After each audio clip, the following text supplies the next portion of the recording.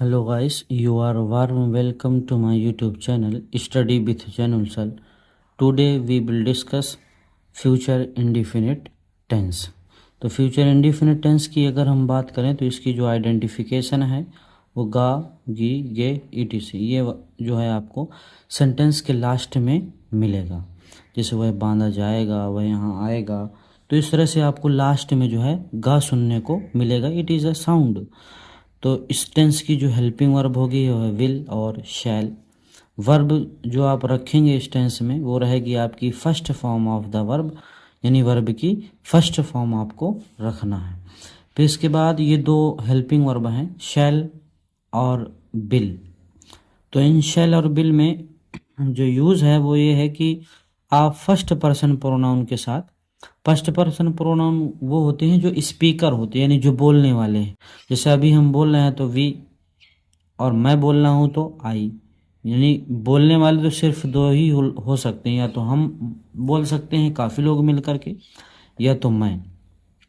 तो आई और वी को ही हम फर्स्ट पर्सन प्रोनाउन की कैटेगरी में रखते हैं। इसके साथ आपको शेल यूज़ करना है। जनरली आमतौर पर कॉमन सेंस पे जो है आपको शेल यूज़ करना है। फिर इसके बाद जो सेकंड और थर्ड पर्सन प्रोनाउन होते हैं, जैसे यू आपका सेकंड पर्सन प्रोनाउन हो गया, और he she it they and singular subject और प्लूरल सब्जेक्ट कुछ भी आए तो इन सभी के साथ आपको जो है बिल यूज़ करना है। सेकंड पर्सन वो प्रोनाउन होते हैं जो लिसनर होते हैं। जैसे हम बोल रहे हैं तो सुनेगा सामने वाला, जो भी हमारे सामने होगा। जैसे अभी आप सुन रहे हैं तो यू आप सेकंड पर्सन प्रोनाउन होंगे।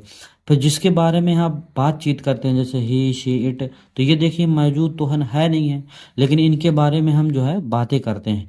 तो इस तरह के प्रोनाउन को हम थर्ड पर्सन प्रोनाउन की कैटेगरी में रखते हैं।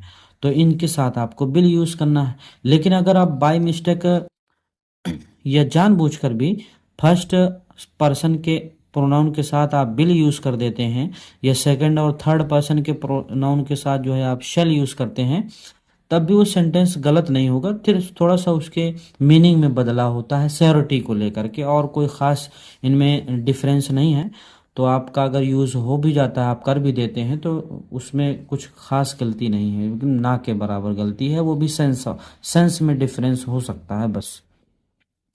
इसके बाद जो है हम देखेंगे, अब सेंटेंस देखते हैं। जिस तरह से हम पहले भी पढ़ते चले आए हैं कि हम सेंटेंस को 6 टाइप से जो है पढ़ते हैं, कि एक सेंटेंस को एक पर्सन जो है 6 प्रकार जो है उसको तोड़ मरोड़ कर जो है बोल सकता है। तो वो 6 प्रकार के अगर आप बना ले जाएंगे तो उस सेंटेंस से रिलेटेड कोई भी सेंटेंस बोला जाए तो उसको बनाने में आपको बहुत आसानी होगी। तो देखते हैं, पहला सेंटेंस है वह कल स्कूल जाएगा। तो देखिए गागी गे लगा हुआ है, तो ये आपकी पहचान तो फ्यूचर इंडिफिनिट टेंस की है। सेंटेंस आपका सिंपल है।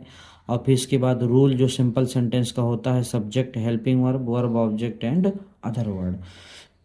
तो आपको सिर्फ पहचानना है और उनकी मीनिंग वैसे ही रख देने हैं। सब्जेक्ट ये वह, ये आपका सब्जेक्ट है।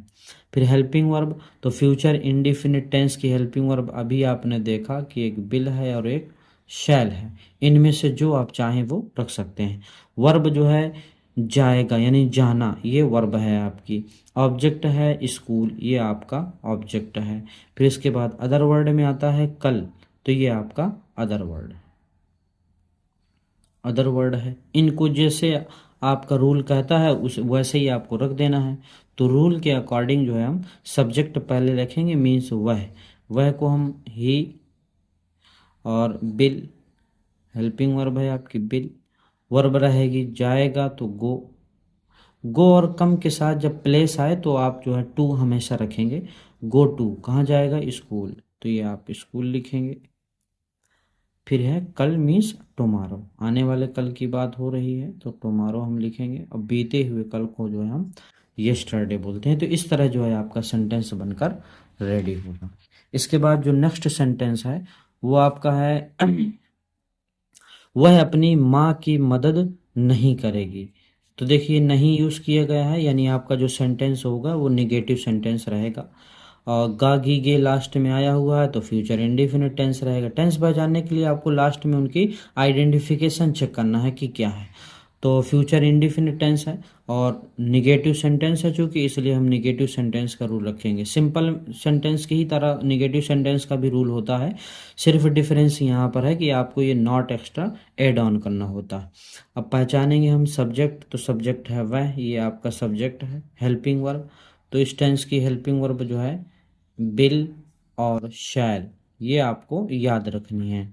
फिर इसके बाद नॉट लिखेंगे, वर्ब होगी मदद नहीं करेगी, तो मदद करना, ये आपकी वर्ब है।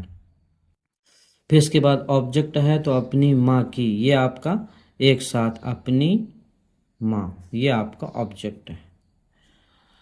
अदर वर्ड इसमें कुछ खास है नहीं। तो हम रखेंगे वह अपनी माँ की मदद नहीं करेगी, मीन्स लड़की है, मेल है ये। और मेल जो कैंडिडेट होता है, तो मेल के साथ जो है आपको वह की मीनिंग जो है शी रखना होता है, तो आप लिखेंगे शी। हेल्पिंग वर्ब रहेगी बिल, शैल भी रख सकते हैं आप, बिल। और नॉट के बाद वर्ब रहेगी मदद करना, तो help. She will not help अपनी माँ की, तो देखिए लड़की है, मेल है, तो मेल के लिए अपना का मीनिंग आप लिखेंगे हर, और मदद। ये आपका निगेटिव सेंटेंस जो है बनकर रेडी हो गया। निगेटिव सेंटेंस के अलावा अगर आपका सेंटेंस जो है दूसरा आता है, मीन्स इंटरोगेटिव सेंटेंस आता है, तो इंटरोगेटिव सेंटेंस को आपको कैसे बनाना है, तो क्या हम अगले सप्ताह ताजमहल देखने जाएंगे। तो देखिए ये सेंटेंस क्या से स्टार्ट है, और जब क्या से कोई सेंटेंस स्टार्ट हो तो उसे हम इंटरोगेटिव सेंटेंस की कैटेगरी में रखते हैं। लास्ट में देखिए गा और गी आया है, यानी टेंस आपका फ्यूचर इंडिफिनिट टेंस जो है होगा। इसी टेंस की सेंटेंस जो आपने पहचाने इंटरोगेटिव सेंटेंस का, उसी का रूल रखेंगे, यानी सबसे पहले helping verb, subject, verb, object and other word रखेंगे। हेल्पिंग वर्ब जो है रखने के लिए आपको टेंस देखना होगा, और इस टेंस की क्या हेल्पिंग वर्ब होती हैं वो आप यहाँ पर भी रख सकते हैं याददाश्त के लिए, या कीप इन माइंड। फिर इसके बाद आपको सब्जेक्ट पहचानना है, तो क्या हम, ये आपका सब्जेक्ट है, काम करने वाले हम हैं। फिर वर्ब है, तो वर्ब है अगले ताजमहल देखने जाएंगे, तो देखिए दो वर्बें हैं इसमें एक वर्ब ये है, और ताजमहल देखना ये आपका इन्फिनेटिव वर्ब है, इसको आप बाद में रखेंगे। फिर इसके बाद है ऑब्जेक्ट, तो ऑब्जेक्ट है आपका ताजमहल, ये इन्फिनेटिव वर्ब का ऑब्जेक्ट है, हालांकि मैन सेंटेंस का नहीं है। और अदर वर्ड की बात करें तो अगले सप्ताह, ये आपका अदर वर्ड, वैसे ही रख देना है। हेल्पिंग वर्ब रखना है आपको बिल। आपको हेल्पिंग वर्ब रखने के टाइम आपको ये नहीं चेक करना है कि आपका सब्जेक्ट सिंगुलर है या प्लूरल, इनमें ये तो नहीं है। शेल रखिए चाहे बिल रखिए, इनको किसी भी तरह के फॉर्म से मतलब नहीं है, नंबर से, कि वो सिंगुलर है या प्लूरल। हेल्पिंग वर्ब रखा, इसके बाद हम सब्जेक्ट रखेंगे वी, विल, वी। फिर इसके बाद आपको वर्ब रखना है जाएंगे, गो, गो टू गो टू सी ताज महल, ये आपका ऑब्जेक्ट है, Taj Mahal. Will we go to सी ताजमहल। फिर इसके बाद है अगले सप्ताह, नेक्स्ट वीक, अगले सप्ताह, आप क्वेश्चन मार्क लगाएंगे। ये आपका इंटरोगेटिव सेंटेंस बनकर जो है रेडी है। इसके अलावा जो नेक्स्ट टाइप है सेंटेंस का, वो है क्या वे आज रात पढ़ाई नहीं करेगा। तो क्या, देखिए क्या से सेंटेंस स्टार्ट है, और क्या के बाद जो है निगेटिव भी आया हुआ है।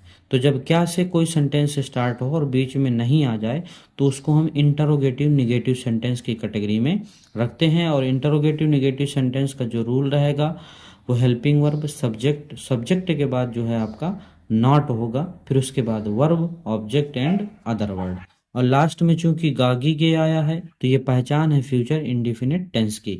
हमें सबसे पहले हेल्पिंग वर्ब रखना है, तो इस टेंस की हेल्पिंग वर्ब जो होती है वो होती है विल, और जो दूसरी है वो है शैल। इन दो में से कोई भी आप रख सकते हैं। तो हम सबसे पहले हेल्पिंग वर्ब रखेंगे बिल, लिख लेते हैं बिल ही, बिल। सब्जेक्ट है आपका वे, ये आपका सब्जेक्ट है। फिर नॉट रखेंगे, वर्ब है पढ़ाई करना, ये आपकी वर्ब है। ऑब्जेक्ट है, ऑब्जेक्ट तो कुछ है नहीं। अदर वर्ड में आज रात, ये आपका अदर वर्ड है। टाइम चूंकि अदर वर्ड होता है, तो ये जो है आपका अदर वर्ड होगा। बिल सब्जेक्ट है दे,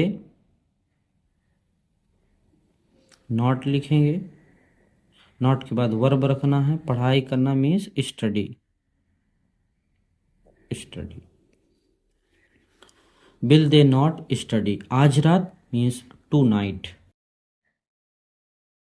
टू नाइट। और फिर इसके बाद आप क्वेश्चन मार्क रखेंगे। इसके बाद जो है नेक्स्ट जो टाइप है सेंटेंस का, वो आपका होगा डबल इंटरोगेटिव सेंटेंस। और डबल इंटरोगेटिव सेंटेंस को आप कैसे पहचानना है, वे मीटिंग के बाद कहाँ जाएंगे, ये देखिए कहाँ वर्ड लगा हुआ है, ये WH फैमिली है।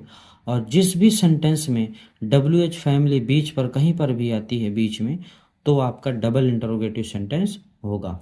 और गागी ये आया है तो आपका टेंस जो होगा वो future indefinite tense. Double interrogative sentence का रूल, सबसे पहले आपको WH फैमिली लिखना है, फिर helping verb, subject, verb, object and other word.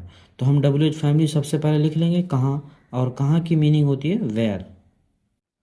ये WH फैमिली जो है आप पोस्ट में हमने डाला है, वहाँ से भी आप देख सकते हैं। और एक और चीज़, इससे रिलेटेड यानी टेंसों से संबंधित सेम इसी तरह के जो है वीडियोस जो है हमने ऑलरेडी पहले भी बना चुके हैं। अगर आप शुरू से पढ़ेंगे तो और बेहतर होगा समझने में, तो आप पिछले की वीडियो भी जो है देख सकते हैं, रिवाइज कर सकते हैं उसको। वेयर हेल्पिंग वर्ब रखना है तो हेल्पिंग वर्ब होगी आपकी बिल। और शैल, बिल एंड शैल। फिर इसके बाद होगा दो हेल्पिंग वर्ब है, तो आप इनमें से दो में से कोई भी आप हेल्पिंग वर्ब यहाँ पर रख दें, बिल होगी। इसके बाद जो है हेल्पिंग वर्ब के बाद सब्जेक्ट रखना है दे, दे। वर्ब होगी आपकी जाना, तो गो। अब आपको मीटिंग के बाद लिखना है, तो ये प्रीपोजिशनल फ्रेज है आफ्टर मीटिंग, मीटिंग के बाद क्वेश्चन मार्क। तो ये आपका इस तरह जो है डबल इंटरोगेटिव सेंटेंस होगा। डबल इंटरोगेटिव सेंटेंस के बाद जो आपका लास्ट सेंटेंस है वो होगा तुम अपने दोस्त के लिए क्या नहीं करोगे। तो देखिए क्या आया हुआ है, यानी WH फैमिली और नहीं भी आया हुआ है। तो जब ऐसी कंडीशन हो कि बीच पे WH फैमिली आई हो और जो है नहीं भी आया हो, तो इस तरह के सेंटेंस को जो है हम डबल इंटरोगेटिव निगेटिव सेंटेंस बोलते हैं। और गागी के देखिए लास्ट पर लगा हुआ है, तो इस टेंस की जो पहचान होगी वो आपकी फ्यूचर इंडिफिनिट टेंस की होगी। डबल इंट्रोगेटिव सेंटेंस का रूल वही WH family helping verb, subject के बाद नॉट लगाना, नहीं तो ऊपर की तरह ही है, यानी डबल इंट्रोगेटिव सेंटेंस की तरह ही रूल होता है। Verb plus object and other word. आपको WH फैमिली लिखना है क्या, तो क्या आपका यहाँ पर WH ये फैमिली है। और हेल्पिंग वर्ब रहेगी बिल एंड शैल, ये आपकी हेल्पिंग वर्ब। सब्जेक्ट होगा तुम, यू, ये आपका सब्जेक्ट है, नॉट लिखेंगे। वर्ब होगी क्या नहीं करोगे, करना, ये आपकी वर्ब है। ऑब्जेक्ट है अपने दोस्तों के लिए, हालांकि ये ऑब्जेक्ट आपका प्रीपोजिशनल ऑब्जेक्ट है, एक साथ इसको आपको लिखना है अपने दोस्तों के लिए, ये आपका ऑब्जेक्ट होगा। अब आप अदर वर्ड है नहीं, तो आपको जैसा रूल कह रहा है वैसे ही रख देना है। WH फैमिली लिखना है क्या, तो क्या मीन्स होता है वाट। हेल्पिंग वर्ब होगी बिल, और सब्जेक्ट होगा तुम मीन्स यू। फिर इसके बाद है नॉट, वर्ब रखना है करोगे डू, ये आपकी वर्ब है करना। ऑब्जेक्ट है अपने दोस्तों के लिए, तो देखिए अपने का मीनिंग यू, यू का अपना का मीनिंग होगा योर, के लिए तो टू योर फ्रेंड्स या for your friends, for your friends. ये आपका डबल इंटरोगेटिव निगेटिव सेंटेंस जो है बनकर रेडी है। इसके अलावा अभी हम आपको बता रहे थे तो बिल और शेल में खास कर जो थोड़ा बहुत डिफरेंस होता है, उस डिफरेंस को देखिए समझते हैं कि वो डिफरेंसेस जो हल्के फुल्के होते हैं वो क्या हैं। तो आप ये समझिए, एक सेंटेंस ये है, the company shall provide accommodation, यानी कंपनी जो है देगी, प्रदान करेगी। अकोमोडेशन खान पान जो भी खर्चे होते हैं कंपनी प्रोवाइड करेगी। तो देखिए कंपनी एक ऑफिशियल है, यानी एक आधार रजिस्ट्रेशन रहता है कंपनी का, या हो सकता है सरकारी कंपनी हो। तो ये एक ऑफिशियल आधिकारिक काम जो होते हैं, तो ऑफिशियल हो या लीगल हो, कोई कानूनी काम हो, या आपको प्यार भरे शब्दों से बात करना, पोलाइट नम्रता हो आपकी आवाज़ में, तो पोलाइट स्पीच को, या आप फॉर्मल बोलना चाहते हैं, तो इस तरह के सेंटेंस बनाने के लिए आप हमेशा सब्जेक्ट के बाद शैल का जो है यूज़ करेंगे। जैसे वी शैल मीट सून, हम जल्द ही मिलेंगे। बड़े फॉर्मल तरीके से आप बात कर रहे हैं तो हम जल्द ही मिलेंगे, वी के साथ आप शैल यूज़ करेंगे। फिर वी विल मीट सून, हम मिलेंगे, तो ये कॉमन है क्योंकि देखिए वी के साथ शैल यूज़ करते हैं हम, लेकिन यहाँ पर वी के साथ बिल यूज़ किया गया है, यानी ऐसे ये इनफॉर्मल तरीका है। कॉमन तरीका है, जैसे आप अपने फ्रेंड लोगों से बातचीत करते हैं तो क्या है, उसमें फॉर्मेलिटी नहीं होती है, आप जैसा आपके ज़बान में वर्ड आते हैं आप वैसे ही बात कर लेते हैं। लेकिन अगर आप किसी अपने टीचर से बात कर रहे हैं या अपने से बड़ों बुज़ुर्गों से बात कर रहे हैं तो उसमें आपकी वॉल्यूम में थोड़ा जो है लचक होगी, जिसे हम फॉर्मल वे बोलते हैं। तो अगर आप फॉर्मल तरीके से बात करना चाहते हैं तो सब कोई भी सब्जेक्ट हो, बिल हो, शैल हो, दे हो, किसी के साथ भी आप जो है शैल यूज़ कर सकते हैं। फिर इसके बाद है नेक्स्ट टाइप जो है, you shall not inter this room, आप इस रूम में प्रवेश नहीं करेंगे, यानी तुम इस कमरे में प्रवेश नहीं करोगे। तो ये क्या है, ये एक यू के साथ देखिए शैल यूज़ कर दिया गया है, थ्रेट है, धमकी दिया गया है।